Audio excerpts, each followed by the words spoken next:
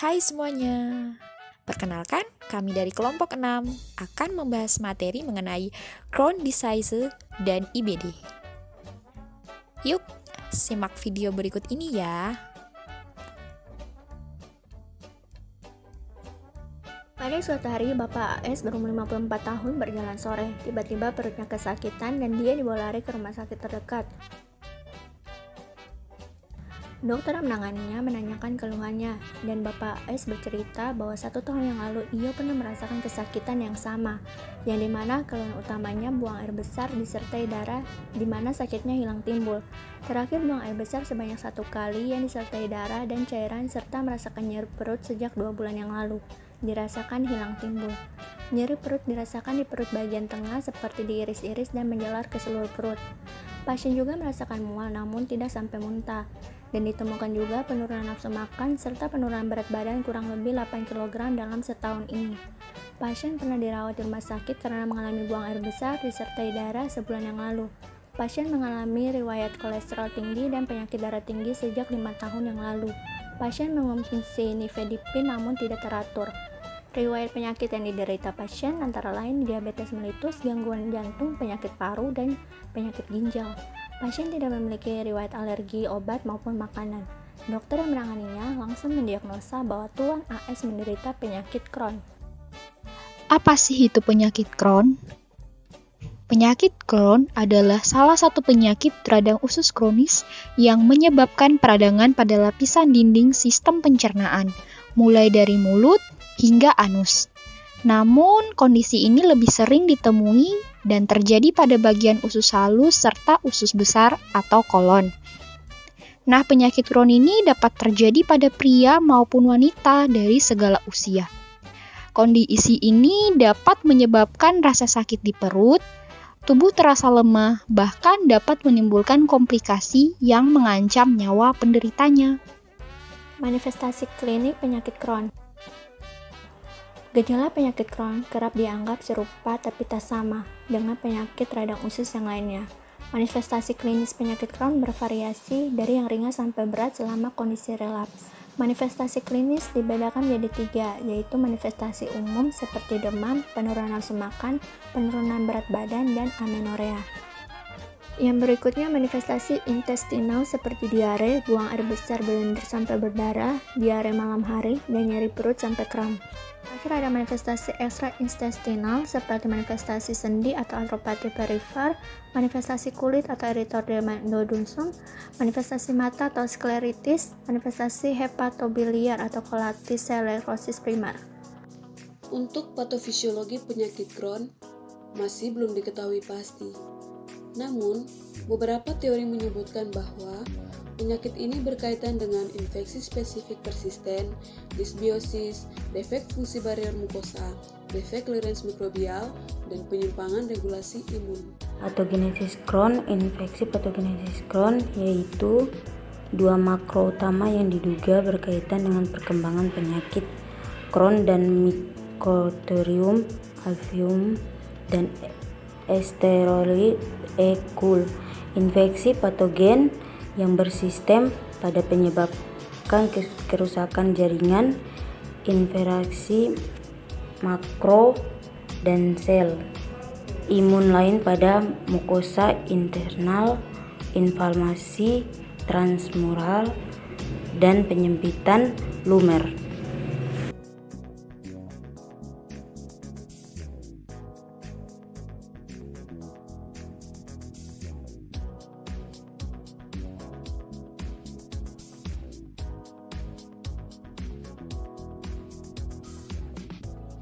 Etiologi penyakit Crohn. Etiologi penyakit Crohn hingga saat ini masih belum jelas, namun diduga disebabkan interaksi dari multifaktor seperti genetik dan imunitas, mikrobiologi, serta faktor lingkungan atau diet, psikososial, perilaku merokok, serta penggunaan antiinflamasi non-steroid. Kali ini kita akan membahas mengenai pengobatan penyakit Crohn. Ada beberapa metode pengobatan yang dilakukan. Yang pertama, pengobatan dengan obat antiinflamasi. Nah, obat antiinflamasi atau anti peradangan seringkali digunakan sebagai pengobatan pertama penderita penyakit Crohn. Jenis obat antiinflamasi tersebut adalah sulfasalasin, kortikosteroid. Yang kedua, pengobatan dengan obat imunospresan. Imunospresan bekerja dengan cara menekan kerja sistem imun sehingga reaksi peradangan pada saluran pencernaan dapat diredakan. Jenis dan kombinasi obat imunospresan untuk penderita penyakit Crohn adalah asatioprin, metotraksat, silosporin, tacrolimus. Yang ketiga, pengobatan dengan obat antibiotik. Nah, antibiotik itu diduga dapat membantu meringankan peradangan dengan cara mengurangi populasi bakteri dalam usus yang merangsang respons sistem imun. Dua jenis antibiotik yang umumnya digunakan pada penderita penyakit Crohn adalah metronidazol dan ciprofloxacin. Yang keempat, obat-obat pendukung. Psilung untuk memadatkan tinja atau loperamid untuk menghentikan diare. Penghilang rasa sakit, misalnya paracetamol. Suplemen zat besi dan vitamin B12 untuk mencegah munculnya anemia akibat penyerapan zat besi dan vitamin B12 yang tidak baik. Nah, suplemen vitamin D dan kalsium untuk menurunkan resiko osteoporosis. Tindakan ini bertujuan untuk memenuhi asupan nutrisi yang dibutuhkan oleh tubuh, sekaligus mengurangi kerja dari saluran pencernaan agar peradangan dapat berkurang. Yang keenam, ini operasi. Operasi itu merupakan pilihan pengobatan terakhir loh untuk mengatasi penyakit Crohn. Prosedur ini dilakukan bila berbagai upaya pengobatan telah dilakukan dan tidak membuahkan hasil yang memuaskan. Hingga sampai saat ini, belum ada penanganan atau obat yang menyembuhkan penyakit Crohn sepenuhnya. Meski demikian, pengobatan yang tepat dapat membantu mencegah terjadinya komplikasi dan memperpanjang periode remisi. Penata laksanaan penyakit Crohn. Prinsip tata laksana penyakit Crohn ialah mengobati kondisi peradangan aktif hingga cepat mencapai remisi. Mencegah peradangan berulang dengan mempertahankan remisi selama mungkin, serta mengobati dan mencegah komplikasi yang timbul. Tata laksana penyakit ini meliputi tata laksana umum, tata laksana farmakologi, dan tata laksana operatif. Tata laksana umum meliputi pemberian antibiotik seperti metronidazol dan perbaikan kondisi umum pasien, dan tata laksana nutrisi yang adekuat. Tata laksana farmakologi dibedakan berdasarkan aktivitas penyakit, yaitu pada kondisi peradangan aktif dapat diberikan golongan kortikosteroid seperti budesonid, methylprednisolone, dan prednisone. Tata laksana operatif diberikan bila pengobatan konservatif atau farmakologis tidak berhasil dan terdapat komplikasi fistula, perforasi, dan abses. Pada kasus ini termasuk dalam kasus ringan berdasarkan indeks aktivitas penyakitnya, serta lokasi lesi yang ada. Pasien direncanakan untuk terapi dengan mesalasin 500 mg tiap 3 kali sehari.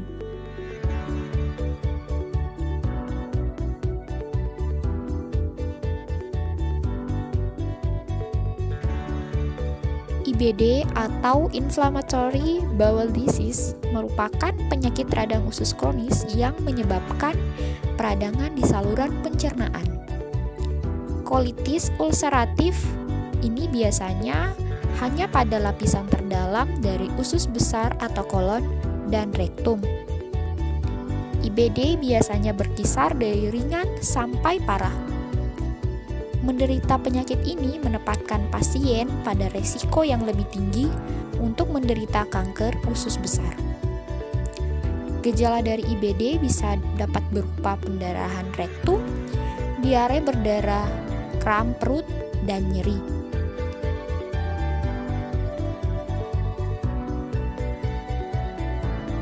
Apa perbedaan penyakit Crohn dan colitis ulceratif? Kedua penyakit tersebut merupakan penyakit radang usus. Yang membedakan yaitu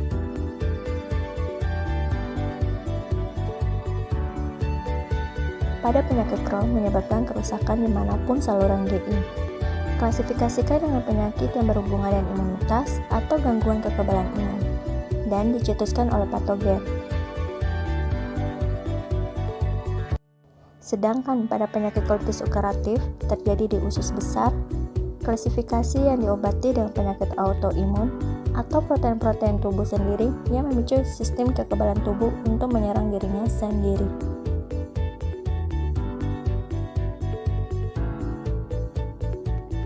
Manifestasi klinis. Manifestasi IBD umumnya tergantung pada area mana yang terlibat di saluran pencernaan. Pasien-pasien dengan IBD dapat pula mengalami irritable bowel syndrome atau IBS, di mana akan terjadi kram perut, kebiasaan buang air besar yang tidak teratur, dan keluarnya mukus tanpa darah atau pus. Gejala sistemik yang dapat terjadi adalah demam, berkeringat, merasa lemas, dan nyeri sendi.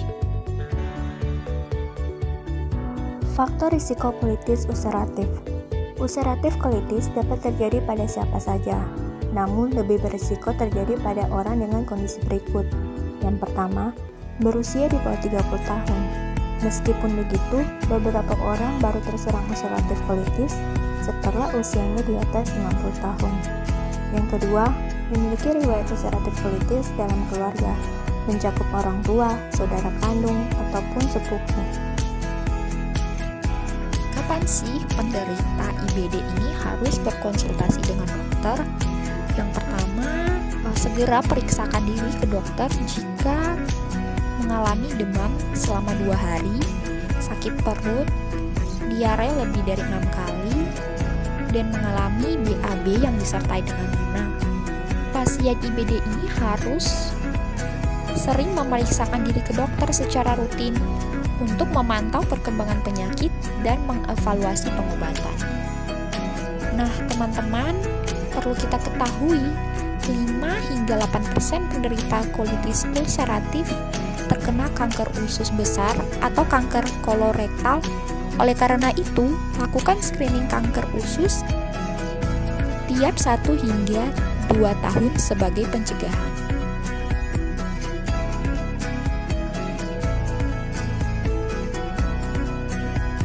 Diagnosis colitis ulceratif.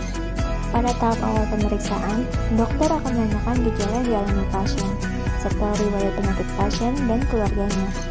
Setelah itu, dokter akan melakukan pemeriksaan fisik guna memastikan kondisi pasien.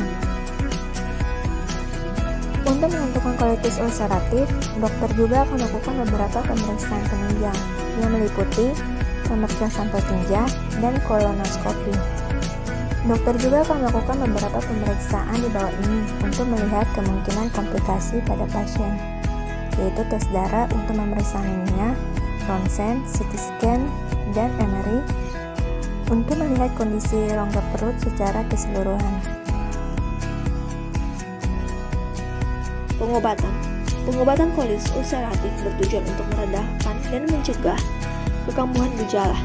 Metode pengobatannya tergantung pada tingkat keparahan gejala dan seberapa sering gejala kambuh, yaitu yang pertama mengubah pola makan. Beberapa makanan dan minuman dapat memperburuk gejala colitis ulceratif, terutama saat kambuh setelah periode remisi. Yang kedua, mengurangi stres. Meskipun tidak secara langsung menyebabkan colitis ulceratif, stres dapat memperburuk gejalanya.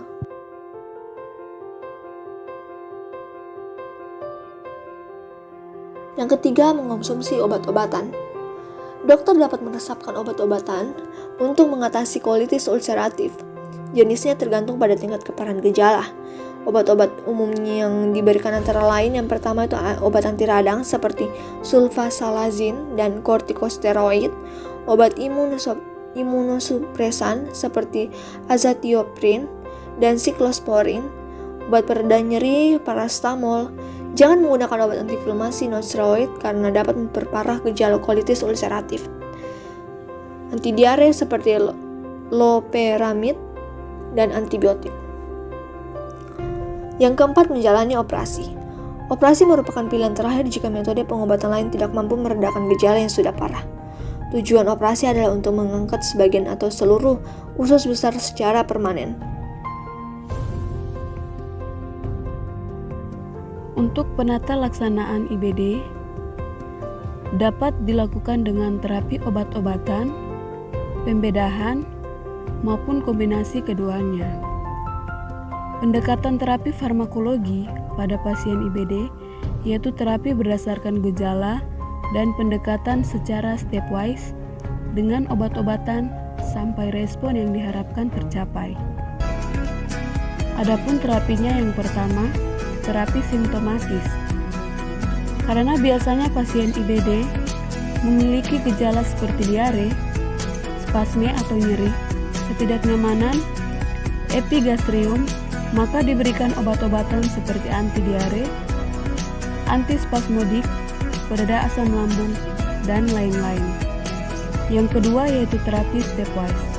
Pendekatan secara stepwise digunakan dengan cara memakai obat yang paling ringan atau sementara terlebih dahulu.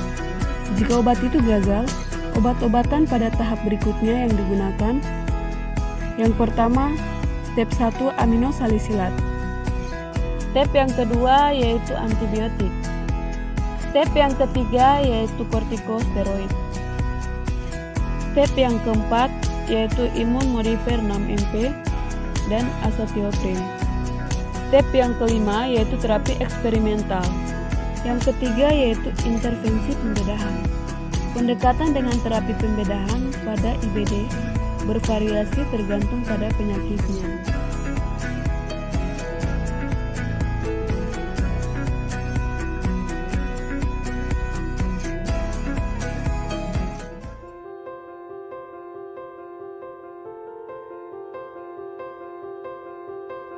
Sekian video dari kami.